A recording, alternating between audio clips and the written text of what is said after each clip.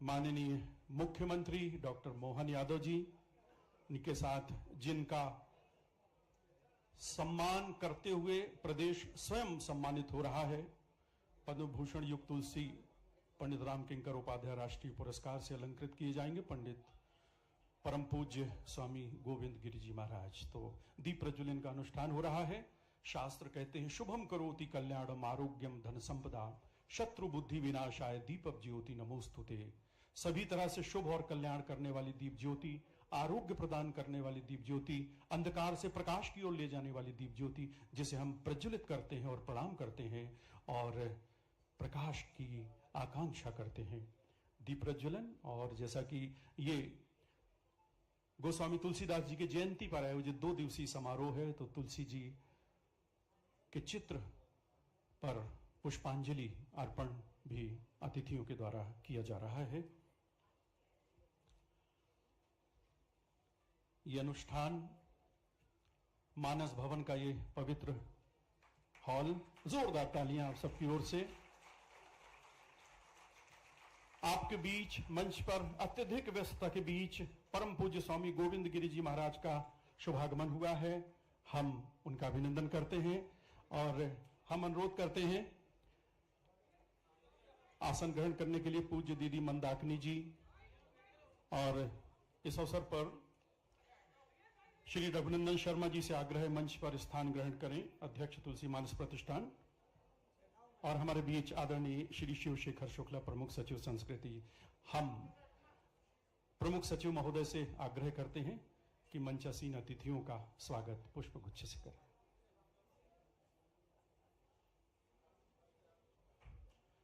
आप सबकी तालियां भी स्वागत में।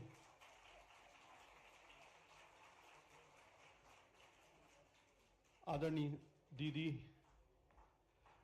संचालक संस्कृति एनपी नामदेव जी से आग्रह है कि रघुनंदन शर्मा जी का स्वागत करें।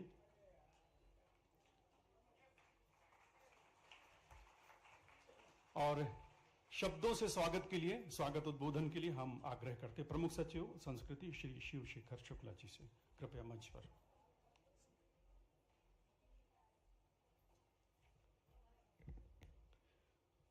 पद्म भूषण युक्त तुलसी पंडित श्री राम किंकर उपाध्याय राष्ट्रीय पुरस्कार अलंकरण समारोह में इस भव्य कार्यक्रम में बहुत कृपापूर्वक पधारे हुए हमारे प्रदेश के माननीय मुख्यमंत्री डॉक्टर मोहन यादव जी का मैं हृदय से आभारी हूं कि उन्होंने अत्यंत व्यस्तता के बाद भी इस कार्यक्रम के महत्व को देखते हुए आज स्वयं पधार करके ये अलंकरण प्रदान करने का यहाँ पर हमारे बीच में पधारे हैं। मैं उनको धन्यवाद भी देता हूँ और उनका बहुत स्वागत भी करता हूं।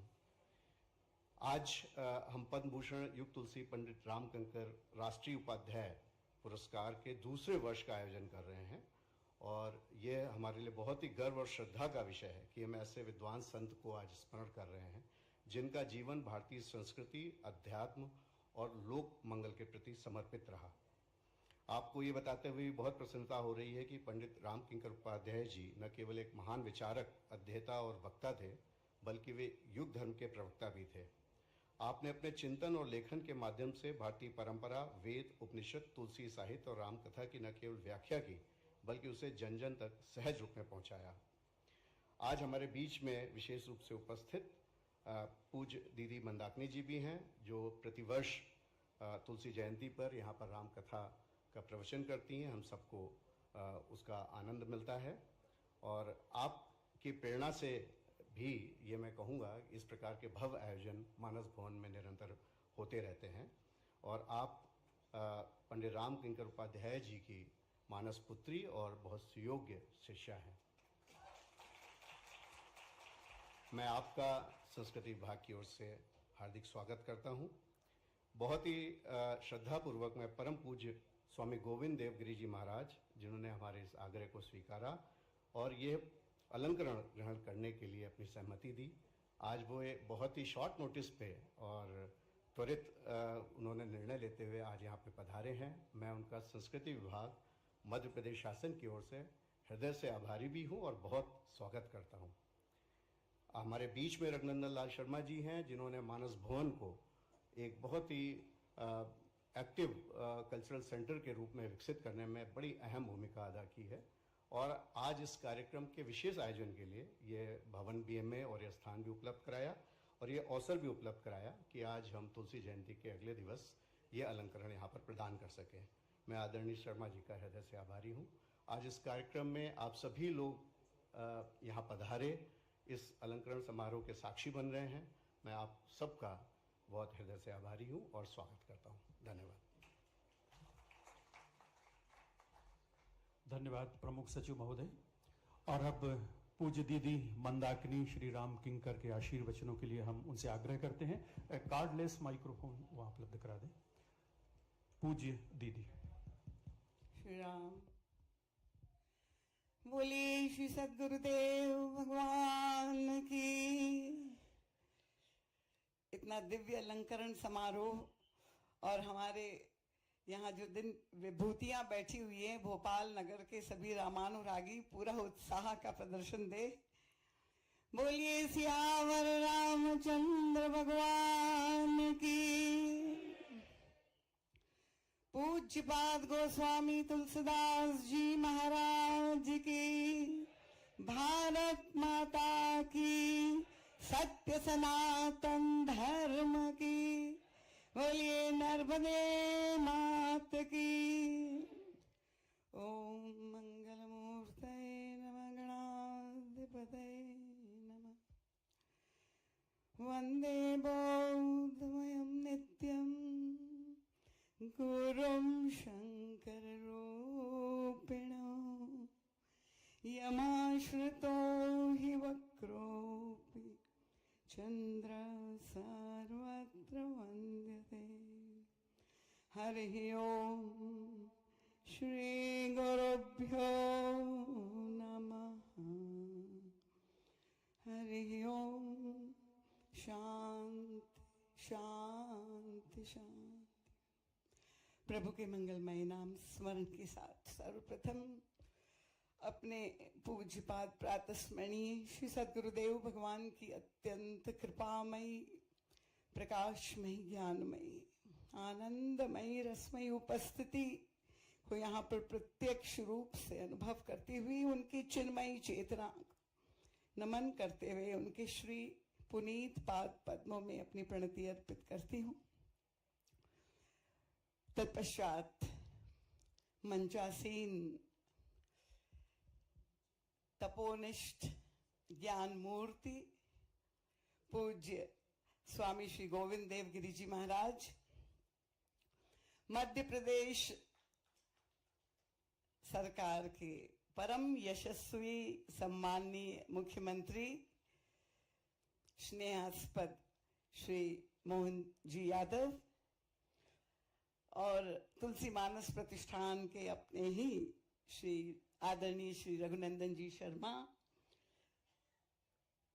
दो संस्कृति विभाग के सचिव और हमारे परम समर्पित जो है मुख्य सचिव श्री शिवशेखर शुक्ल जी, इस दर्शक दीर्घा में बैठी हुई समस्त विशिष्ट और वरिष्ठ विभूतियां, नामी एवं अनामी, रामानुरागी, धर्म प्राण, सुधी श्रोता महानुभाव,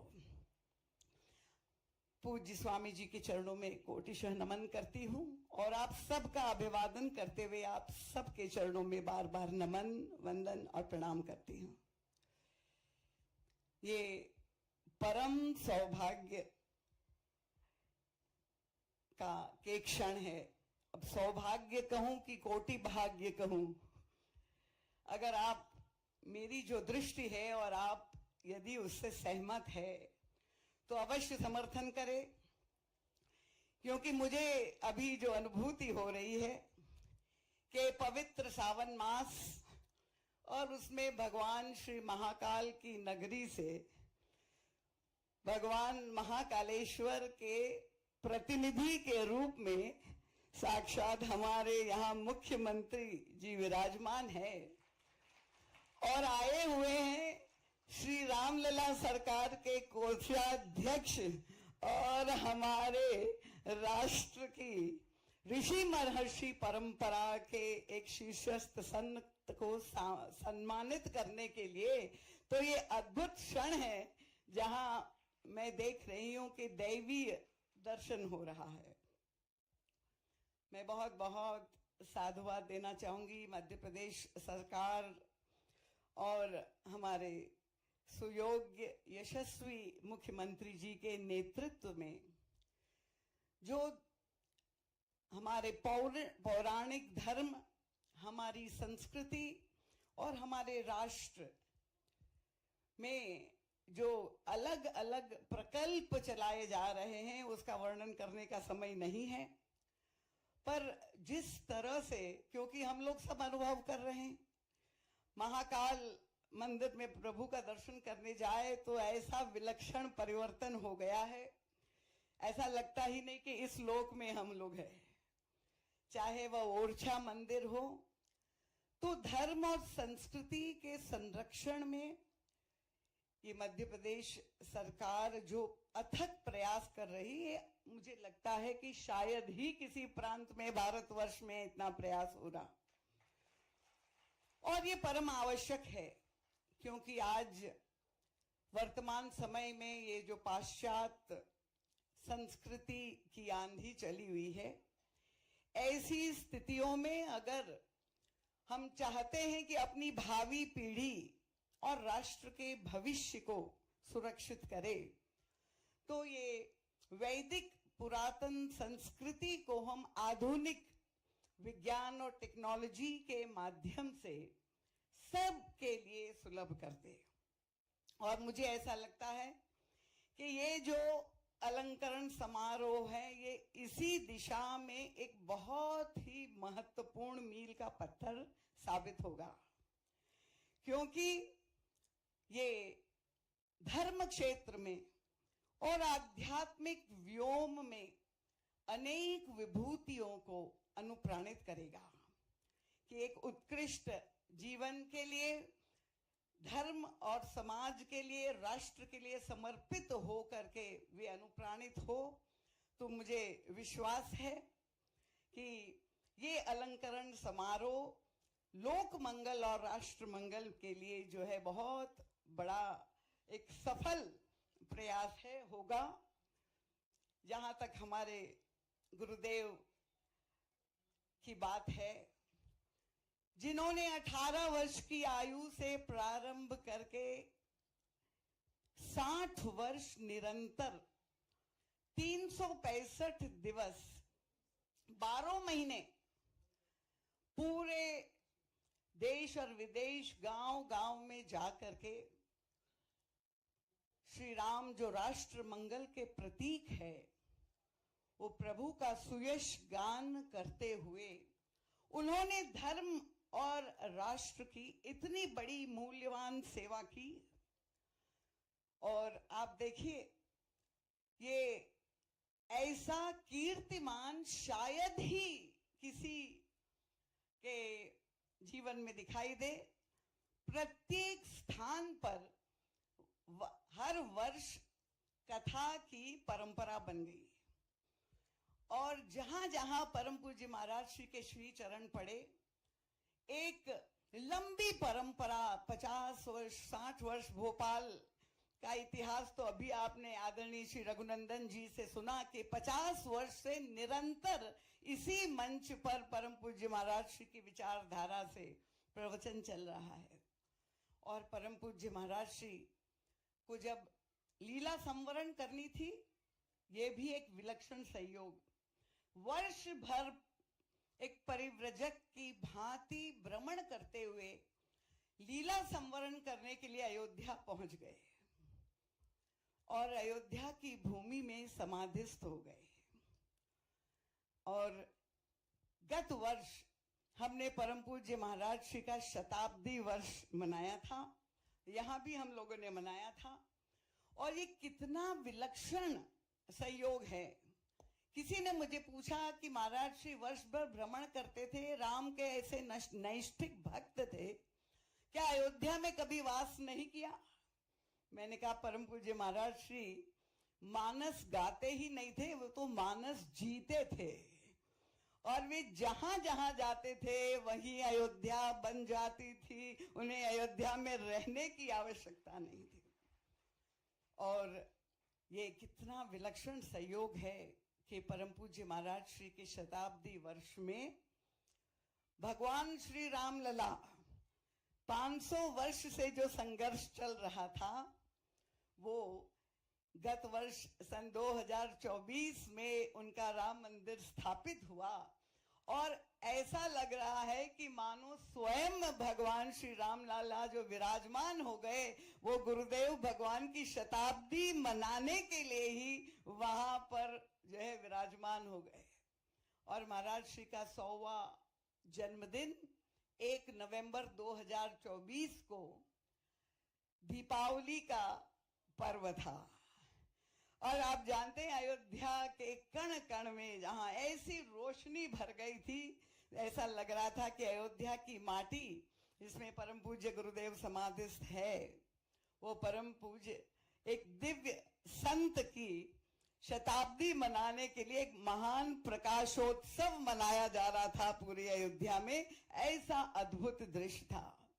और उसी उपलक्ष्य में हमने प्रातस्मरणीय पूज्य गोविंद देव जी गिरी को वहां बुला करके उन्हें श्री राम किंकर सम्मान से सम्मानित किया था। तो परम पूज्य महाराज श्री का यही कथन था कि मानस तो मेरी श्वास है। एक अभिनव दृष्टि जिन्होंने दी, जिससे आज और वो जितने भी महाराज श्री का चिंतन है वो पुस्तकाकार किया गया है। और आज ये कहने में अतिशयोक्ति नहीं होगी, जितने भी कथावाचक है उसके लिए वो पाथे बन गया है। बिरला जी कहते थे महाराज श्री को कि आपने तो कथावाचकों की इंडस्ट्री चालू कर दी है। तो परम पूज्य महाराज श्री ने जीवन की संवरण करते समय लीला में कहा था कि मानस तो मेरी श्वास है, और जब तक इस मृत्यु लोक पर मानस की चौपाइयां तरंगायित होती रहेगी तब तक मेरी श्वासों का स्पंदन चलता ही रहेगा।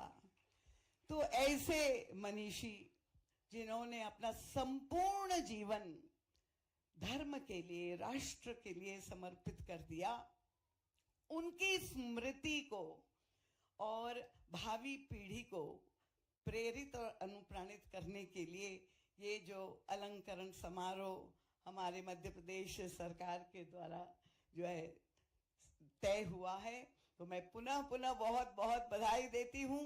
आप सभी श्रोता भी जो 50 वर्ष से परम पूज्य महाराज श्री की कथा सुनते रहे, आपके प्रति भी बहुत बहुत साधुवाद। और परम पूज्य स्वामी जी महाराज के चरणों में प्रणाम करते हुए आशीर्वाद की कामना करती हूँ कि वे अपनी कृपा बनाए रखे। संस्कृति विभाग के प्रति भी मैं बहुत बहुत साधुवाद और मंगल कामना परम पूज्य महाराज श्री की ओर से देती हूँ। इन शब्दों के साथ अब आप सबके प्रति साधुवाद नमन प्रणाम करते हुए बोलिए सियावर रामचंद्र भगवान की। हार्दिक आभार पूज्य दीदी मंदाकिनी जी। और अब वो क्षण आ गया है अलंकरण का, लेकिन उससे पहले प्रशस्ति वाचन के लिए हम संचालक संस्कृति श्री एनपी नामदेव जी से आग्रह करते हैं कि प्रशस्ति वाचन करें।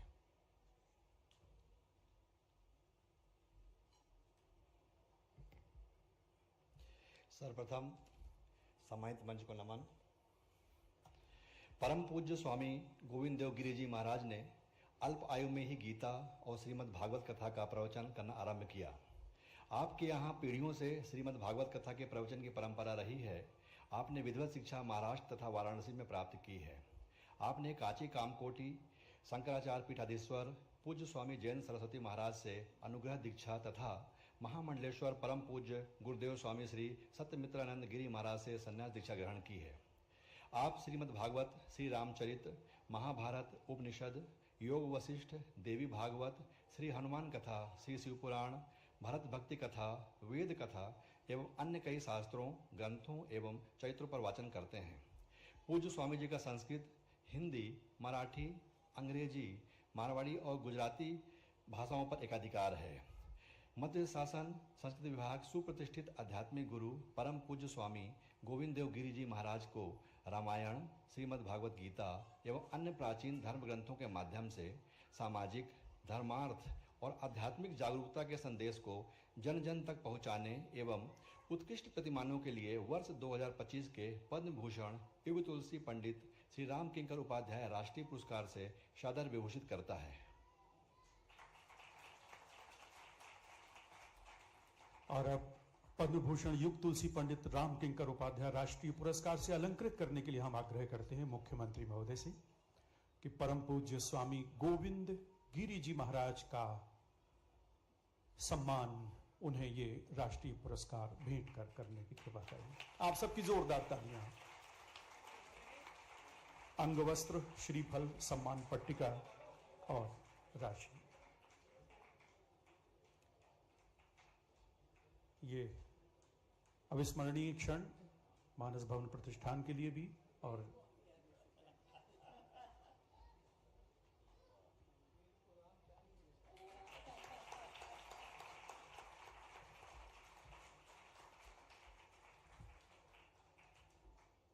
तो ये मध्य प्रदेश शासन का 2025 का पद्म भूषण युग तुलसी पंडित राम किंकर उपाध्याय राष्ट्रीय पुरस्कार से अलंकृत किया गया। हम सब गौरवान्वित हैं। परम पूज्य स्वामी गोविंद गिरी जी महाराज का यहां सम्मान अलंकरण हुआ। हम आग्रह करते हैं स्वामी जी से कि अपने आशीर्वचनों से अनुग्रहित करें परम पूज्य स्वामी गोविंद गिरी जी महाराज। यहां से पंडित जी वहां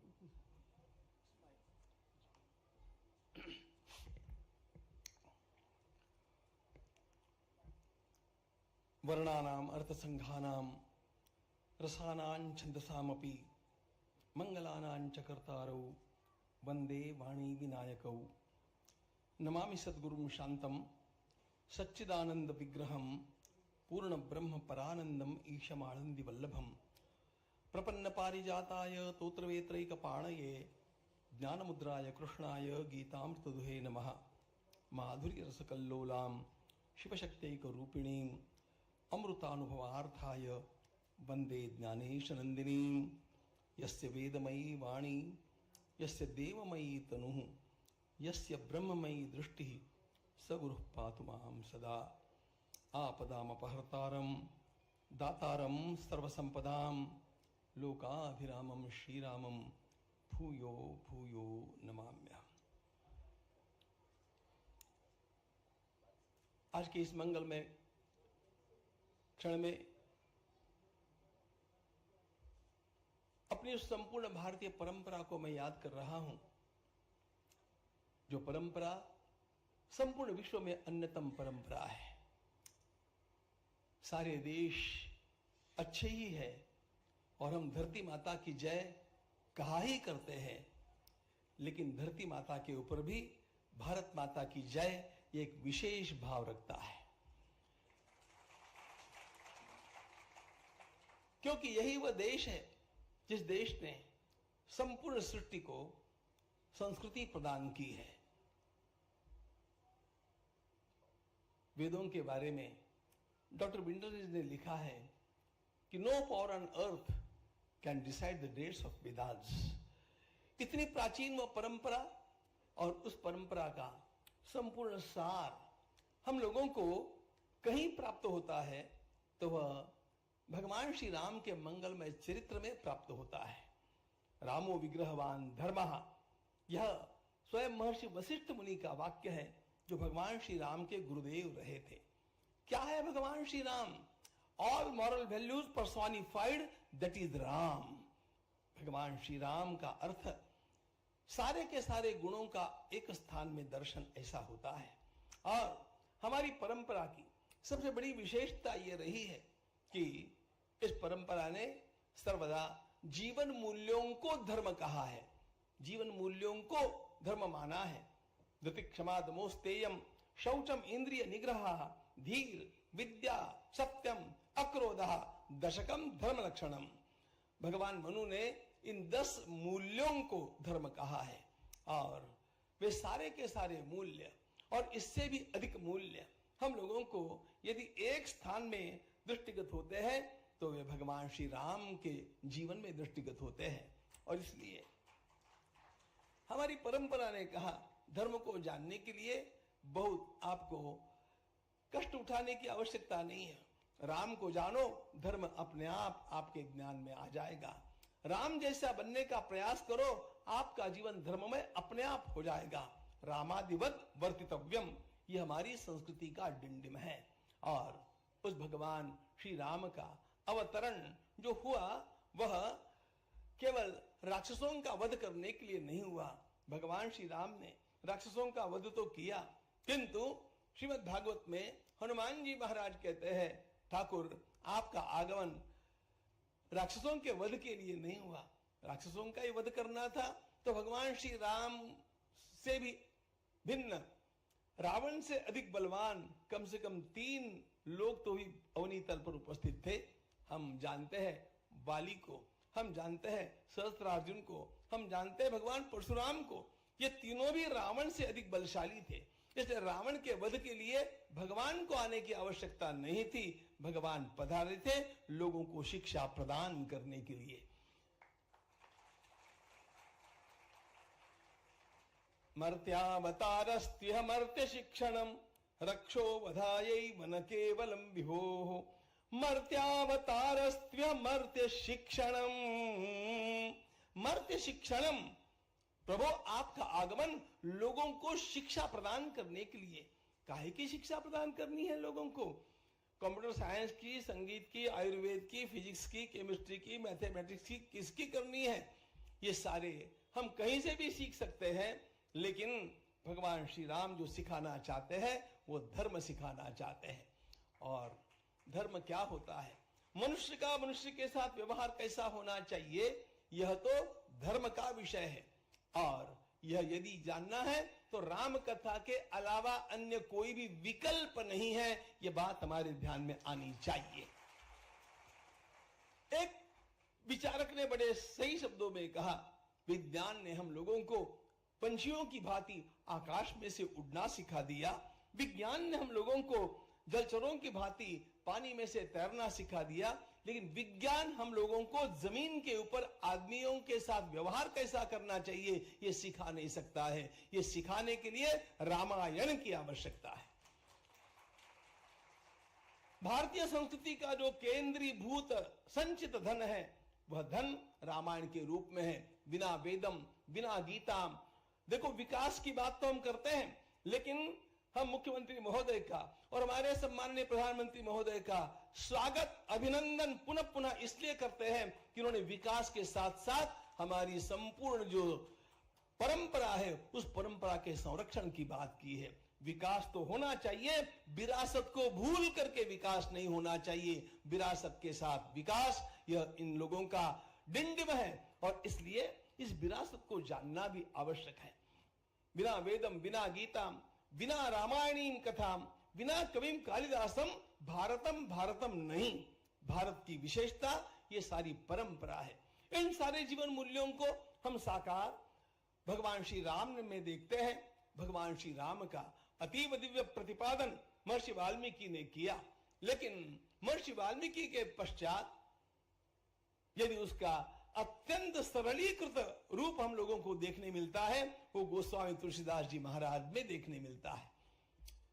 पूज्य पंडित जी ने स्वयं कहा है कि जिस प्रकार महाभारत लिखने के पश्चात भगवान वेदव्यास जी को भागवत लिखने की प्रेरणा हुई, उसी प्रकार महर्षि वाल्मीकि को संस्कृत में अपनी राम कथा वाल्मीकि रामायण लिखने के पश्चात पुनः उसको हिंदी में लोक भाषा में लिखने की प्रेरणा हुई। इसलिए स्वयं वाल्मीकि ही तुलसीदास जी के रूप में आए और राम कथा को लोगों तक पहुंचा गए।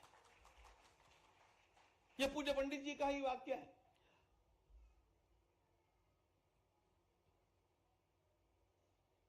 मध्ययुगीन उत्तर भारत में धर्म की रक्षा किसने की?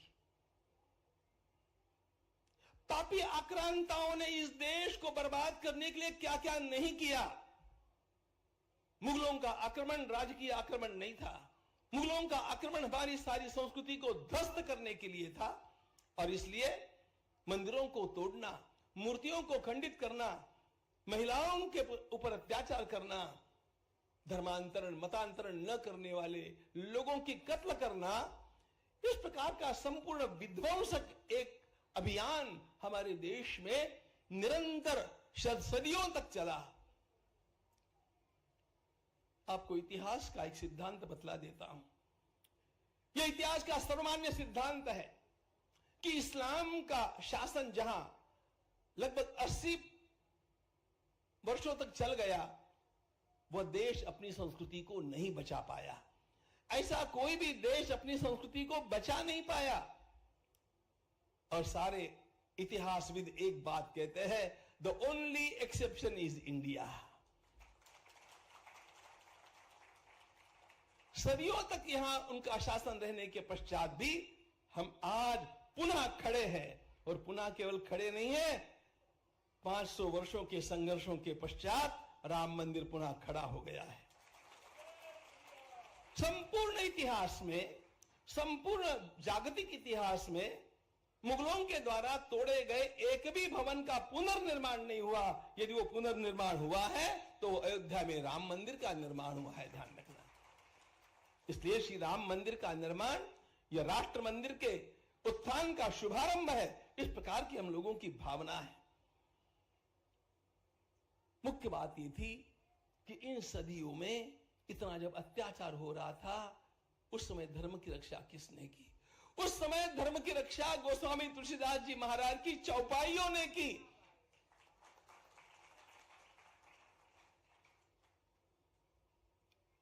लोग सभी प्रकार के अत्याचार सह रहे थे, लेकिन हनुमान चालीसा को भूलना नहीं चाहते थे। वे रट रहे थे गोस्वामी जी की चौपाइयां। मनुष्य को जीवित रखा है, धर्म को जीवित रखा है इस मध्यकाल में गोस्वामी जी महाराज ने। हमारे देश का यह भाग्य है कि हर प्रदेश में ऐसे संत हुए, और उन संतों ने, देखो आप देखेंगे, यह बहुत लंबे भाषण का समय नहीं है, लेकिन आप अध्ययन करेंगे तो अपने आप ध्यान में आएगा, मध्ययुगीन भारत में सर्वत्र एक संतों की लहर उठ गई, और ऐसी लहरें उठी हर प्रदेश में। इन संतों ने हिंदुत्व का संरक्षण किया, इन संतों ने सनातन धर्म का संरक्षण किया, और वह अपनी लोक भाषा में गाई हुई भगवान की इन मंगल कथाओं के माध्यम से किया। आधुनिक काल में तुलसी जी को ही ऐसे लगा कि 400 वर्ष हो गए, अब बहुत कुछ बदल गया है, मनुष्य की सोच भी बदल गई है, और हमारे देश में पढ़े लिखे विद्वान भी बहुत निर्माण हो गए, और पढ़े लिखे गंवार भी बहुत खड़े हो गए। उनको पुनः रामायण समझाने के लिए एक नूतन दृष्टि की आवश्यकता है, और इसीलिए वे ही तुलसी स्वयं पंडित राम किंकर उपाध्याय जी के रूप में पधारे, और उन्होंने एक ऐसी दृष्टि दे दी, ऐसी विलक्षण दृष्टि दे दी, कोई भी उनके भाषण के चपेट में आता तो छूट नहीं सकता था, अपने आप ही उसको आस्तिक बनकर के ही रहना पड़ता था। इस प्रकार की एक विलक्षण शैली यदि मैंने देखी, मैं केवल 2 महापुरुषों में इस शैली को पाता हूं, एक तो पूज्य स्वामी अखंडानंद जी महाराज और दूसरे पंडित राम किंकर जी महाराज। एक ने श्रीमद् भागवत को और वेदों को प्राणवान बना दिया, तो दूसरे ने रामचरितमानस को लेकर के ऐसी विलक्षण सृष्टि कर दी साहित्य की कि जो वास्तव में, जैसा आदरणीय दीदी ने कहा, हम सब लोगों का पाथेय बना हुआ है। मेरा अत्यंत बड़ा सौभाग्य रहा कि मुझे पूज्य पंडित जी के स्नेह का भाजन होने का सौभाग्य प्राप्त हुआ। आज ये सब बातें मुझे याद आती है, और मैं अत्यंत विनय के साथ इस अलंकरण का स्वीकार तो करता ही हूं, लेकिन मैं उसके लिए नहीं आया हूं, वो तो मैं कर चुका हूं, लेकिन मैं अभिनंदन करने के लिए आया हूं। मध्य प्रदेश शासन ने जो काम किया है वह अत्यंत महत्वपूर्ण कार्य है। संस्कृति की रक्षा के लिए, संस्कृति की रक्षा के लिए किस प्रकार का कार्य किया जाना चाहिए, ऐसे अनेक अनेक उदाहरण हमारे सामने मध्य प्रदेश शासन रखता जा रहा है। हमारे सर्वत्र यशस्वी माननीय मुख्यमंत्री महोदय अभी बतला रहे थे, हर जिले में गीता भवन खड़ा होना है, और मैं तो गदगद हो गया सुन करके। यदि मानवता को बचाना है, राष्ट्रीय एकता का संरक्षण करना है, तो गीता पढ़े पढ़ाए जीवन में लाए, इस लक्ष्य को लेकर के हम चले। मैं तो केवल 2 काम करता आया, Vedas for classes and Gita for masses, ये मेरा थीम रहा है। वेदास फॉर क्लासेस, ब्राह्मण बालकों को वेद पढ़ाइए। आज 1-2 नहीं 48 वेद विद्यालय चल रहे हैं मित्रों, जम्मू से लेकर के मणिपुर तक। और Gita for masses, learn Gita के माध्यम से आज की घड़ी में 182 देश के 11 लाख से अधिक लोग गीता का अध्ययन कर रहे हैं, और गीता का उस ढंग से अध्ययन कर रहे हैं जिस ढंग से गीता कभी भी पढ़ाई नहीं गई। I am talking very very confidently, though it's bold statement but it's true. जिस ढंग से गीता का उच्चारण किया जाना चाहिए, ऐसी जिस पद्धति का विकसन गीता परिवार ने किया, वो एक अत्यंत विलक्षण बात। और इसलिए मध्य प्रदेश शासन का मैं इसीलिए भी अभिनंदन करना चाहूंगा कि विद्यालयों में गीता पढ़ने की अनुमति और कारागृहों में भी गीता पढ़ाने की अनुमति दे करके आपने जो एक नया अत्यंत बड़ा सांस्कृतिक आंदोलन खड़ा किया है, वो रंग लाएगा। और वो रंग ऐसा लाएगा, वो रंग ऐसा लाएगा। लोग बोलते रहते हैं अयोध्या तो झांकी है, आगे क्या? काशी मथुरा की बात मैं करता ही नहीं हूं, वो तो अपने ही है। अयोध्या तो झांकी है, पीओ के अभी बाकी है। ये राष्ट्र सतत खड़ा होना चाहिए। विश्व का मांगल्य बचाना है, विश्व में मानवता को बचाना है, तो भारत को समर्थ होना आवश्यक है। और भारत को समर्थ होना है तो भारतीयता को पुष्ट करना आवश्यक है। और यदि भारतीयता को पुष्ट करना होगा तो इसी प्रकार के उपक्रमों की आवश्यकता है। आपने इस प्रकार के उपक्रमों का एक तांता बांध दिया, आपका बहुत बहुत अभिनंदन, आभार। हृदय से आप सबकी ओर से पूज्य स्वामी जी के प्रति हम आभार प्रकट करते हैं आशीर्वचनों के लिए। और अब माननीय मुख्यमंत्री महोदय का उद्बोधन मंच पर आप सबकी तालियों के साथ।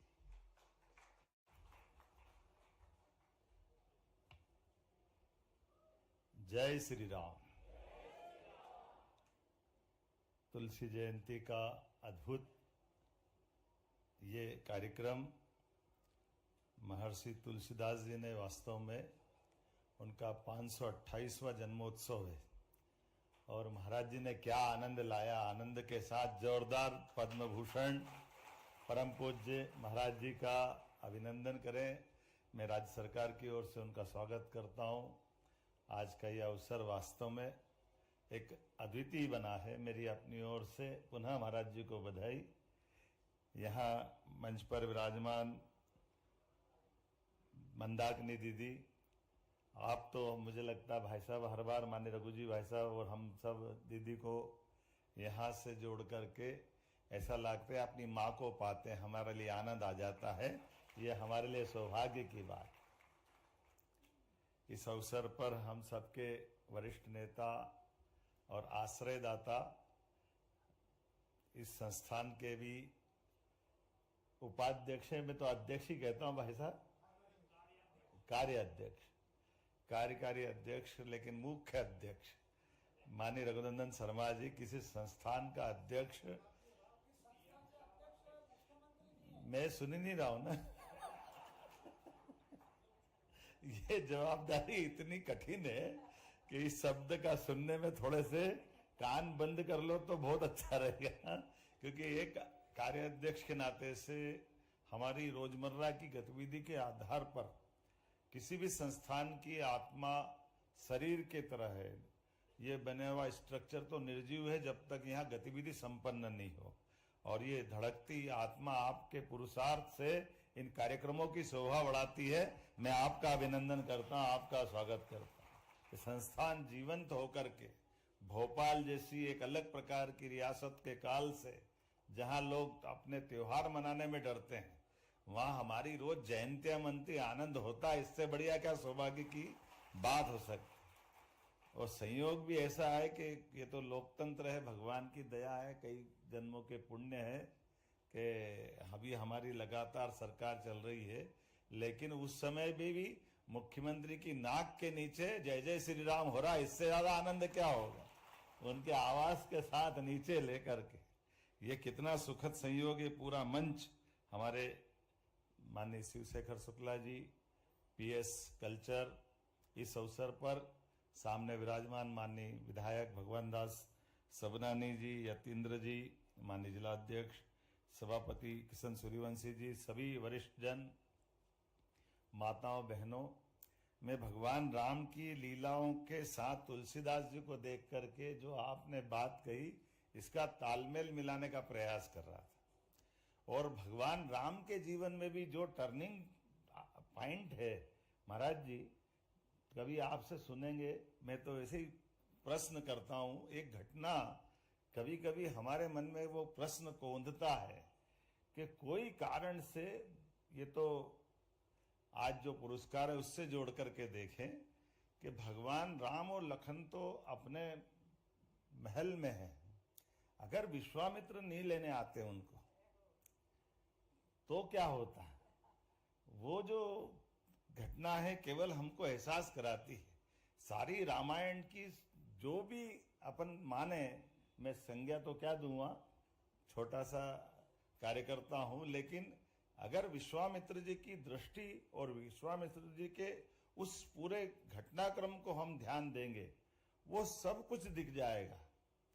अब आप बताइए, किसी वन के अंदर कोई आतंकवादियों की घटना हो रही है, ऐसे में राजा जी से निवेदन नहीं कर रहे विश्वामित्र जी, उनके नन्हे नन्हे बालक को लेके जा रहे हैं, और वो उनके अंदर क्या देख रहे हैं, भविष्य के जो विराट स्वरूप रखने वाले भगवान राम बनते हैं, वो राम को कहाँ देख लेते हैं, वो उस हीरे को कहाँ से उनकी निगाह में आता है, कैसा कहाँ से निगाह आई उनकी, इस पे कोई अभी ज्यादा चर्चा नहीं हुई। महाराज जी कभी प्रकाश डालना, ये वास्तव में वो जो उनका टर्निंग पॉइंट है, कहाँ उनने लखनलाल और भगवान राम को देख लिया। अब कभी हम मन में सोचे कि कभी उनके मन में भी कोई बात आई होगी, तो उस घटनाक्रम से देख करके आनंद के साथ देखो कि उन्होंने सेना नहीं मांगी। महाराज दशरथ ने तो सब तरह से उनको चलाने का प्रयास किया, मैं चलूं, मेरे सेना ले चलो, मेरे बच्चों को कहाँ ले जा रहे हो, जितना हो सकता बचाव का प्रयास किया। लेकिन उनको क्या चाहिए था, आतंकवादी के बजाय राम राज्य चाहिए था उनको। ये विश्वामित्र की निगाह में उसी समय से आया, और उससे आगे बढ़ करके और अपन देखो उसी बात को कि कभी किसी के बच्चों को मांग के ले जाओ, महाराजों की शक्ति क्या होती है ये उस दिन ध्यान में आता है। राजा से उनके सुकुमारों को ले जा रहे हैं, राजकुमारों को ले जा रहे हैं, और वो राजकुमार भी किस तरह के हैं, जिनके लिए हम अलग अलग प्रकार से कितना उनका अलग प्रकार का वर्णन करते हैं। अब मैं पढ़ूंगा महाराज जी, मैं तो बालक हूं, मैंने पहले ही बोला, आप तो उसीलिए तो मैंने कहा कि हमारी उस विश्वामित्र की परंपरा का तो सम्मान आपको देने के लिए बुलाया। हमारे लिए ये तो सौभाग्य है, हमारा पुरस्कार देना सार्थक हो गया। हमारे उमड़ते घुमड़ते प्रश्नों के उत्तर आपके माध्यम से जो मिल रहे हैं, मैं तो आपसे, मैंने क्या बोला, मैं तो पहले ही प्रणाम कर रहा हूं ना। ये जो राष्ट्र चिंतन से तो हमारा सनातन चल रहा है, ये चिंतन से हमारी जो बातें हैं उसी से निकलती है कि कहाँ उनने भगवान राम और लखन में वो सब भी देखा जो सेना में नहीं दिख रहा, महाराज दशरथ के बोलने से खत्म नहीं हो रहा है। और उससे बढ़कर के मैं वो महाराज उनका संकल्प देखना चाहता हूं। महाराज मैं तो ये निवेदन कर रहा हूं कि भगवान राम को जब ले गए, कभी इस पे भी लिखना महाराज जी कि ले तो गए थे वो मारीच सुबाहु को मारने के लिए, झंझट तो उनसे ही थी, उसके आगे तो नहीं थी। अब मारने के बाद क्या होना था, वचनबद्धता थी कि जंगल का अंत, ये जंगल के आतंक को खत्म करना है और आपके बच्चे आपको देना। लेकिन अब फिर और बड़ी बात देखो, आप राजा से वचनबद्धता के बाद भी उनका और हिम्मत कैसी कि चलो वहां एक राष्ट्रीय यज्ञ हो रहा है, सीता स्वयंवर हो रहा है, तो आपके बच्चे को मैं कहीं तीसरी जगह और कहीं ले जाऊं, आज के युग से यह भी तो बड़ा संकट है। और वो बच्चे भी किसके? महाराज दशरथ के। अब विश्वामित्र ने कितनी बड़ी रिस्क ली होगी महाराज, ये मेरे समझ में नहीं आया। कितनी कठिन कहानी, छोटी मोटी बात तो नहीं है। आप बताओ, हमने तो एक लक्षण देखा ही सही उनका, वो घटना याद करो। ये तो भगवान की और उनकी विश्वामित्र का आत्मविश्वास और उनका अपना उस समय की व्यवस्थाओं पे उनका त्रिकालदर्शी स्वरूप, जो भी अच्छापन बोले कि उनने उस बात को पकड़ा कि हाँ, ये जो मैंने मन में चिंतन किया था कि भविष्य में यहाँ के शासक कैसे तैयार होना चाहिए, उनके लिए ये छोटा सा टास्क दिया, छोटा एक बड़ा उनके लिए एक पड़ाव दिया। इस पड़ाव से और बड़े पड़ाव पे ले जाओ। लेकिन कहीं रामायण में या कहीं हमने सुनने में नहीं में आया कि वापस महाराज दशरथ से आज्ञा लेने आए कि अब मैं इनको उधर ले जाऊं कि नहीं ले जाऊं। ये तो कहीं मौन है इसमें। अब और उससे आगे की बात, चलो वहां पे भी इतना बड़ा पराक्रम हुआ कि माता सीता मिल गई, स्वयंवर में सबको परास्त कर दिया, उनकी धाक साख कहां से कहां पहुंच गई, महाराज भगवान श्री राम के रूप में स्थापित हो गए। लेकिन आप ये कभी गौर से देखो तो तुलसीदास जी ने उसका उल्लेख किया। अब हम तो लाइन ऑर्डर वाले लोग हैं, सरकार के साथ संकट भी तो होता है। वो लाइन ऑर्डर का प्रश्न खड़ा हो गया, धनुष तोड़ने से परशुराम जी को नाराज हो गया, तो ये जो संकट खड़ा कर लिया, आबेल मुझे बार के तो बराबर हो गया। वो तो परशुराम जी शांत हो गए, नहीं तो हो गया काम खत्म, नया संकट आ गया। तो किसी के बच्चे को कहां से कहां ले जा करके और उसके दृष्टि से, लेकिन ये भी विश्वास था कि परशुराम जी भी, उनका धनुष तो ये तो विश्वामित्र जी को मालूम ही, और वो कितना कठिन घटनाक्रम था। लेकिन उस घटनाक्रम के बाद भी आज हमें इस बात का आनंद है, जो आपने बात कही महाराज जी, जो महाराज जी मानस के माध्यम से बोल गए, ये उसी से जुड़ा हुआ सिलसिला चल रहा है कि कहाँ राम राज्य और कहाँ की घटना थी। महर्षि वाल्मीकि के माध्यम से वो महाराज तुलसीदास जी में आई, और तुलसीदास जी के माध्यम से वो हमारे संस्थान में आई।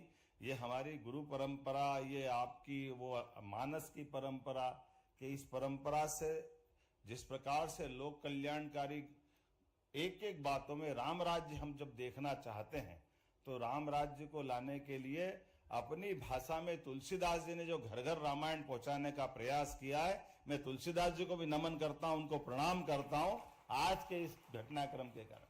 तो उनने घर घर में राम बनाने का संकल्प किया, घर घर के आसपास हनुमान जी को याद करने का मौका दिया।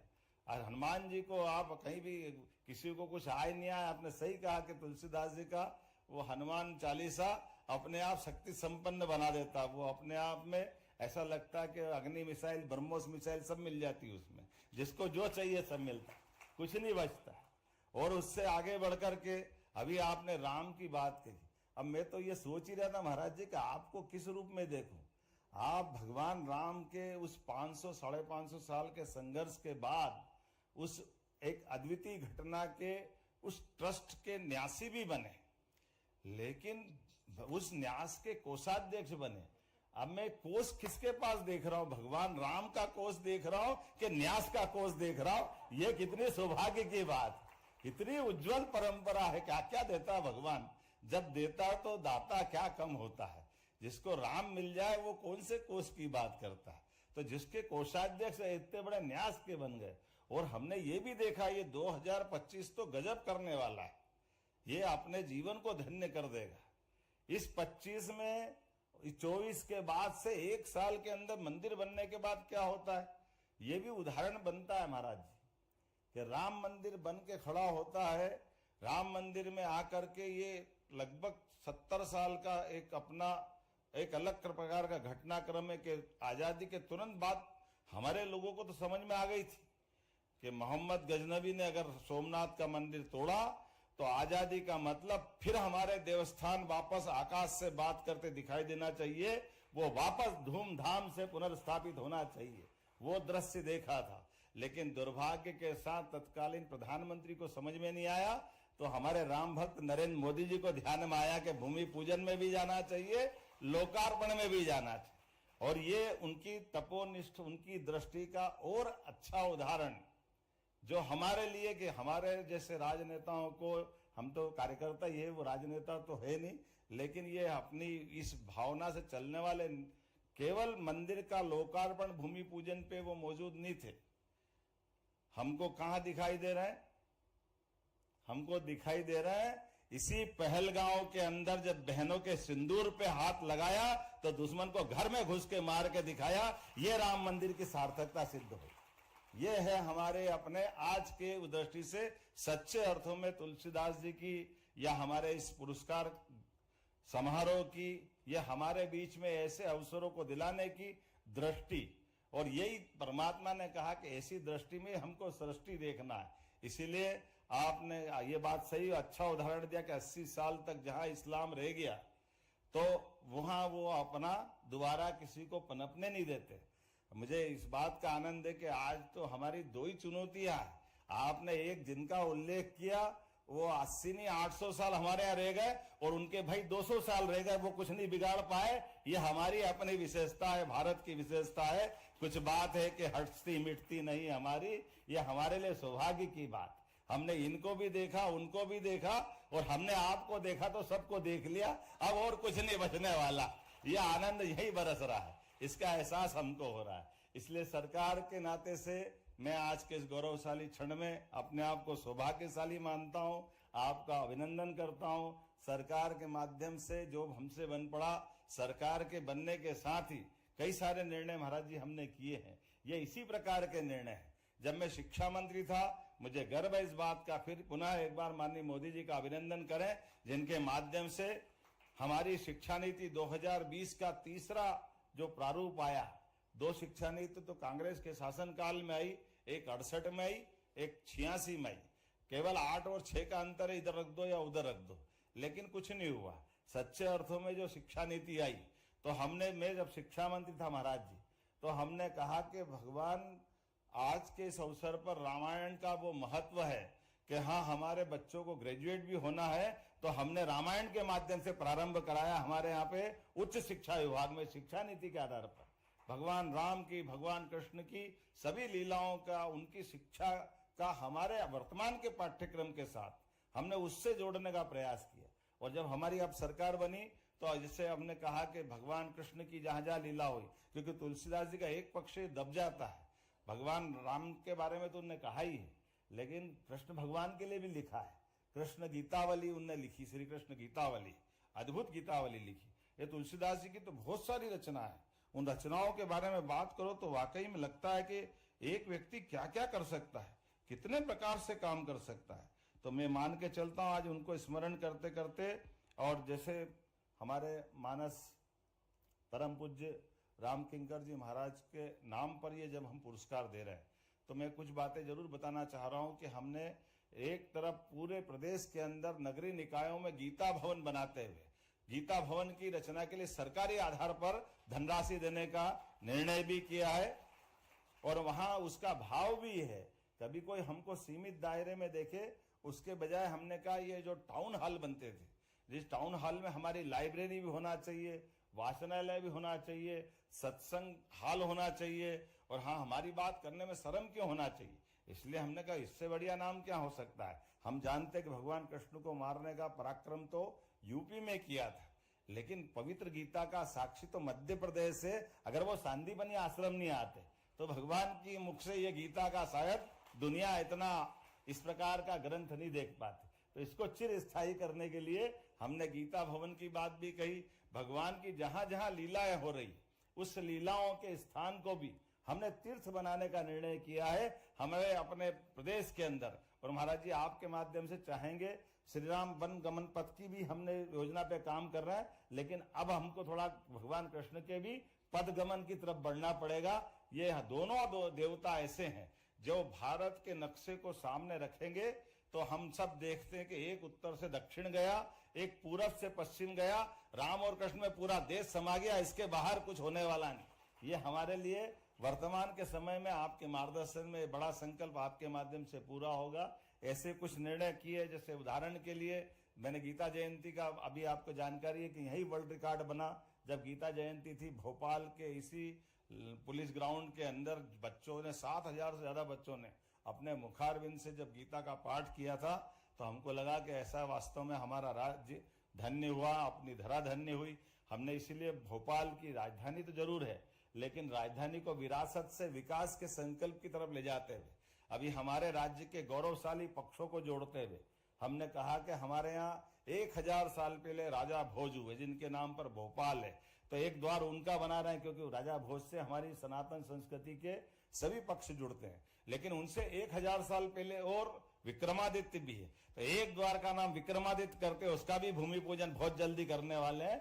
ये ऐसे करके कुछ कुछ करके सभी प्रकार के संकल्पों की पूर्ति करते जा रहे हैं। आज जब आपको यहाँ पुरस्कृत कर रहे हैं, आजकल तो डिजिटल का जमाना है। हमारे कार्यकारी अध्यक्ष जी जरा हमारी बिल्कुल पक्की क्लास लेते हैं। हमने आपका अभिनंदन किया, उसमें सब कुछ था, लेकिन चेक नहीं था, तो इनने कहा चेक कहाँ गया? मैंने आजकल डिजिटल हो गया, वो नहीं दिखता। तो ये मैंने हमारे सरकार के द्वारा जो निधि है, वो निधि 2 लाख रुपए की डिजिटली रूप से आपके खाते में पहुंच गई है। वो पैसे का सवाल नहीं, वास्तव में हमारे लिए सौभाग्य की बात है। आज आप हमारे बीच में आए, आपने हमारा मार्गदर्शन किया। हम चाहेंगे परमात्मा की कृपा रहेगी, आपकी सद्भावना तो सदैव हमारे साथ जुड़ी हुई है। हम ऐसे कई सारे संकल्पों पे आगे चल रहे हैं, आपका मार्गदर्शन मिलता रहेगा। पुनः आज के इस अवसर पर कल्चर मिनिस्ट्री को भी बधाई देता हूं। बहुत बहुत धन्यवाद। जय जय श्री राम। हार्दिक आभार माननीय मुख्यमंत्री महोदय। 2 मिनट का समय और हम आपसे चाहेंगे आभार प्रकट करने के लिए। हम